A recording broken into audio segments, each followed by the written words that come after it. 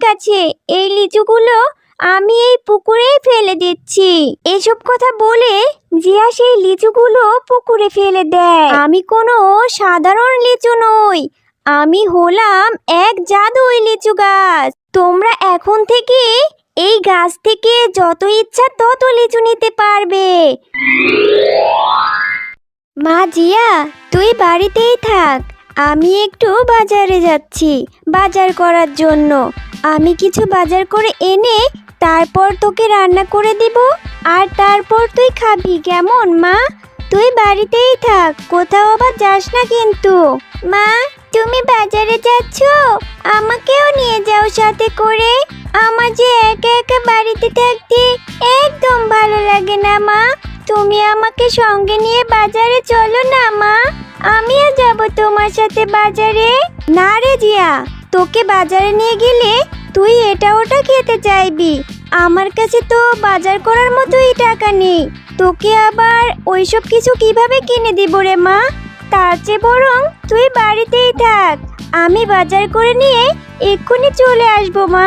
না মা, আমি তোমার কাছে বাজারে গিয়ে কোনো কিছুই খেতে চাইবো না। আমার তো বাড়িতে একা একা থাকতে ভালো লাগে না, তাই তুমি আমাকে শুধু সঙ্গে করে নিয়ে যাও মা। আমি তোমার কাছে কিছুই খেতে চাইবো না। এখন তো বলছিস রে মা, কিন্তু বাজারে গিয়ে যখন তুই এটা ওটা খেতে চাইবি তখন কিন্তু আমি তোকে কিনে দিব না, এই কথা মনে রাখিস। না মা, তুমি দেখো আমি বাজারে গিয়ে কিছুই খেতে চাইবো না, তুমি আমাকে সঙ্গে করে নাও না মা। আচ্ছা ঠিক আছে, তাহলে চল আমার সঙ্গে, কিন্তু মনে রাখিস কোনো কিছু কিন্তু খেতে চাইবি না, কেমন? এরপর ঝুমা শিয়ালিনী বাজারে গিয়ে বাজার করছিল, আর তার পাশেই বাঘিনী বিক্রি করছিল লিচু। বাঘিনীর লিচু বিক্রির দিকে ঝুমা তাকিয়েছিল। এই লিচু লাগবে, লিচু টকটকে লাল লাল পাকা পাকা লিচু, অনেক স্বাদের সুস্বাদু লিচু, কার কার লাগবে এক্ষুনি নিয়ে যাও। মা, ও মা, ওই দেখো না বাঘিনী কাকিমা লিচু বিক্রি করছে, তুমি আমাকে কয়টা লিচু কিনে দাও না মা। ওই লিচুগুলো দেখতে তো খুব লোভনীয় লাগছে, মনে হচ্ছে অনেক মজা হবে। আমাকে দাও না মা কিনে, আমার যে খুব খেতে ইচ্ছে করছে মা। জিয়া, তোকে না বাড়ি থেকে বলে আনলাম কোনো কিছু খেতে চাইবি না। আমার কাছে কি অত টাকা আছে রে মা যে তোকে লিচু কিনে দিব? লিচুর যে অনেক দাম মা, আমার কাছে অত টাকা নেই তো।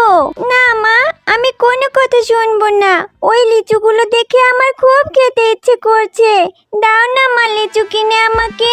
তোকে নিয়ে আর পারি না রে জিয়া, তুই তো বাড়ি থেকে বলে আসলি কোনো কিছু খাওয়ার আবদার করবি না, আর এখন বাজারে আসতে না আসতেই লিচু খেতে চাইছিস।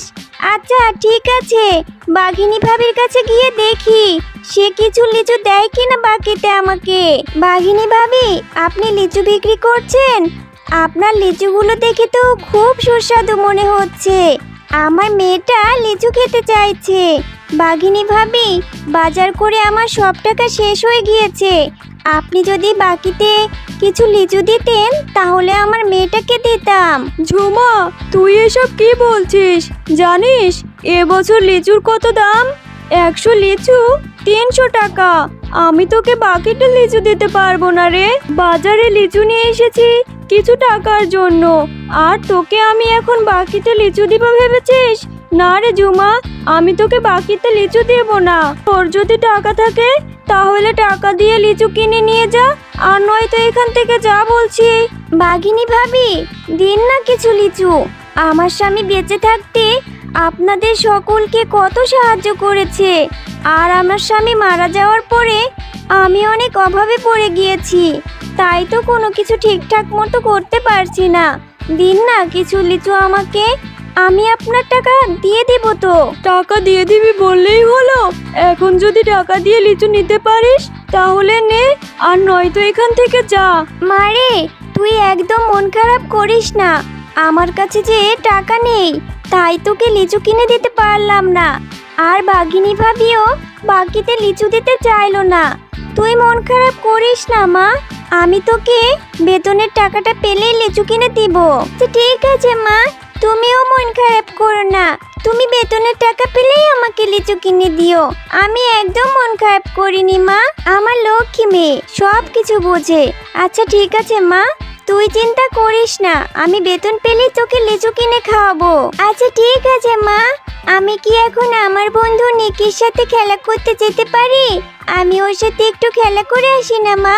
আচ্ছা ঠিক আছে রে মা, যা তুই খেলা করে আয়, তবে তাড়াতাড়ি বাড়িতে ফিরিস। আমি তোর জন্য রান্না করে রাখবো, তুই এসে গরম গরম ভাত খাবি, কেমন?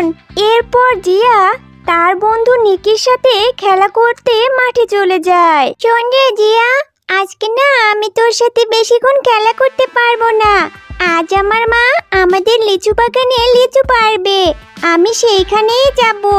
আমার মা লিচু পারবে আর আমি সেখানে বসে বসে অনেক অনেক লিচু খাবো। তাই তো আমি বেশিক্ষণ তোর সাথে খেলতে পারবো না রে। ও, তুই লিচু বাগানে যাবি? তোদের তো অনেক বড় লিচু বাগান রয়েছে। আচ্ছা নিকি, আমি যদি তোর সাথে তোদের লিচু বাগানে যাই তাহলে কি তোর মা আমাকে বকবে? না না, আমার মা তোকে বকবে না। তুই কি যাবি আমার সাথে? তাহলে তো ভালোই হবে, চল তুইও আমার সাথে চল। আমি আমার সাথে তোকেও লিচু খেতে দিব। সত্যি বলছিস রে নিকি? তুই আমাকে লিচু খেতে দিবি? তাহলে তো খুব ভালো হবে রে, আমারও না অনেক লিচু খেতে ইচ্ছে করছে। চল না নিকি, এখনই তোদের বাগানের দিকে যাই আমরা। এসব কথা বলে জিয়া আর নিকি তাদের লিচু বাগানের দিকে চলে যায়। সেইখানে নিকির মা লিচু পাড়ছিল। মা মা, দেখো না আমার বন্ধু জিয়াকে আমি নিয়ে এসেছি মা। আমার সাথে জিয়াকেও কিছু লিচু খেতে দাও না মা। তুই এসব কি বলছিস রে নিকি? তুই জানিস লিচুর কত দাম বাজারে? আর তুই কিনা বলছিস এই গরিব ভিখারিটাকে ফ্রিতে লিচু দিতে? না না বাবা, আমি এই গরিবটাকে লিচু দিতে পারবো না। ওই লিচুটা আমি যদি বাজারে বিক্রি করি তাহলে আমার কিছু টাকা আসবে। ও মা, দাও না কিছু লিচু আমার বন্ধু জিয়াকে। ওরা তো অনেক গরিব, লিচু কিনে খেতে পারে না। আর আমাদের বাগানে তো কত লিচু হয়েছে মা, এখান থেকে ওকে কিছু লিচু দাও না মা। আচ্ছা ঠিক আছে, তুই যখন বলছিস তাহলে ওকে কিছু লিচু দিচ্ছি। এই জিয়া, এই ঝুড়ির লিচুগুলো নিয়ে যা। ওপরে পচা দেখছিস, তাতে কি হয়েছে? নিচে কিছু লিচু ভালো থাকলেও থাকতে পারে। তুই বরং বেছে বেছে ভালো লিচুগুলো খেয়ে নিস, কেমন? নিয়ে যা এখন। সত্যি বলছো কাকিমা? আমি এই লিচুগুলো নিয়ে যাব? আচ্ছা ঠিক আছে কাকিমা, তোমাকে অনেক ধন্যবাদ। আমি এই লিচুগুলো নিয়ে যাব। এরপর এই লিচু থেকে ভালো ভালো লিচুগুলো বেছে বেছে খেয়ে নেব। এইসব কথা বলে জিয়া সেই এক ঝুড়ি লিচু নিয়ে বাড়িতে চলে আসে। আর সে তার মাকে বলতে থাকে, কি রে জিয়া, তুই কোথায় গিয়েছিলি? সেই কখন নিকির সাথে খেলা করার জন্য বের হয়েছিস? তোকে বললাম তাড়াতাড়ি ফিরতে, এসে ভাত খাবি, তোর তো কোনো নামই নেই। কোথায় গিয়েছিলি রে মা? আর এইসব তুই কি নিয়ে এসেছিস? মা দেখো না, আমি নিকিদের বাড়ি থেকে এই লিচুগুলো নিয়ে এসেছি। নিকির মা আমাকে দিয়েছে, বলেছে এখান থেকে বেছে বেছে ভালো লিচুগুলো খেয়ে নিতে। জিয়া, তোর কি বুদ্ধি শুদ্ধি সব গিয়েছে নাকি? দেখছিস না এইগুলো পচা লিচু? এই লিচুগুলো থেকে কি পরিমাণে দুর্গন্ধ আসছে রে মা। এগুলো তো খাওয়া যাবে না, ফেলে দে এগুলো বলছি।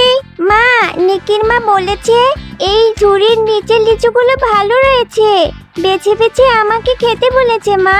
জিয়া, তোর কি মাথা খারাপ হয়েছে? দেখছিস না লিচুগুলো একদম পচে গিয়েছে, দুর্গন্ধও তো আসছে। তোকে আজ আমি লিচু খাওয়াতে পারিনি, তাই জন্য তুই অন্যের পচা লিচু নিয়ে আসবি? এই দিনও আমার দেখতে হলো। আমি যাচ্ছি, তোর যা ইচ্ছা তুই তাই কর তো। এইসব কথা বলে ঝুমা শিয়ালিনী সেখান থেকে চলে যায়। মা আমাকে বকলো কেন? আমি তো ভালোর জন্যই লিচুগুলো নিয়ে এসেছিলাম। এইখান থেকে ভালো লিচু বের হলে আমি আর মা তো খেতেই পারতাম। ও বুঝেছি, আমি অন্যের বাড়ি থেকে যে লিচু এনেছি বলে মা রাগ করেছে। আচ্ছা ঠিক আছে, এই লিচুগুলো আমি এই পুকুরেই ফেলে দিচ্ছি। এসব কথা বলে জিয়া সেই লিচুগুলো পুকুরে ফেলে দেয়। মা জিয়া, তুই মন খারাপ করিস না রে মা, তখন তোকে বকেছিলাম। আসলে তুই অন্যের বাড়ি থেকে যে লিচু এনেছিস বলে আমার রাগ হয়েছিল রে মা। তোকে আমি লিচু খাওয়াবো বলেছি তো, তুই একটু ধৈর্য ধর মা, আমি তোকে লিচু খাওয়াবো। আচ্ছা ঠিক আছে মা, আমি আর লিচু খেতে চাইবো না, তুমি আর মন খারাপ করো না, আমি আর কারো বাড়িতে গিয়ে কোনো কিছু চাইবো না। ও মা, তাড়াতাড়ি এসে দেখে যাও, আমি কাল যেই পুকুরে পচা লিচুগুলো ফেলেছিলাম সেই পুকুরে তো অনেক অনেক লিচু হয়েছে মা, দেখো না সেই পুকুরে কত বড় একটা লিচুর গাছ। আরে তাই তো দেখছি, এই পুকুরে এত বড় একটা লিচুর গাছ কোথা থেকে আসলো? কাল তো এখানে কোনো লিচুর গাছ ছিল না। ঝুমা শিয়ালিনী আর জিয়া, তোমরা অনেক সৎ আর অনেক ভালো। তোমরা শোনো, আমি কোনো সাধারণ লিচু নই, আমি হলাম এক জাদুই লিচু গাছ। তোমরা এখন থেকে এই গাছ থেকে যত ইচ্ছা তত লিচু নিতে পারবে। এই গাছের লিচু কখনোই শেষ হবে না। একি মা, দেখো না এই গাছের বড় লিচুটা তো আমার কথাও বলছে। হ্যাঁ রে মা, তাহলে তো অনেক ভালোই হলো, আমরা এই গাছের লিচু খেতেও পারবো, আবার বাজারে বিক্রি করতেও পারবো। হ্যাঁ ঝুমা শিয়ালিনী, তোমরা এই গাছ থেকে যত ইচ্ছা তত লিচু নিতে পারবে। এই গাছের লিচু কখনোই শেষ হবে না। তোমরা এই গাছের লিচু খেতেও পারবে, আবার বাজারে বিক্রি করে তোমাদের অভাবের সংসারটাও চালাতে পারবে।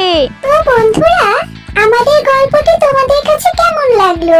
যদি ভালো লেগে থাকে তাহলে আমাদের চ্যানেলটি এখনই সাবস্ক্রাইব করো আর বেল আইকনটি অন করতে ভুলো না যেন। ধন্যবাদ।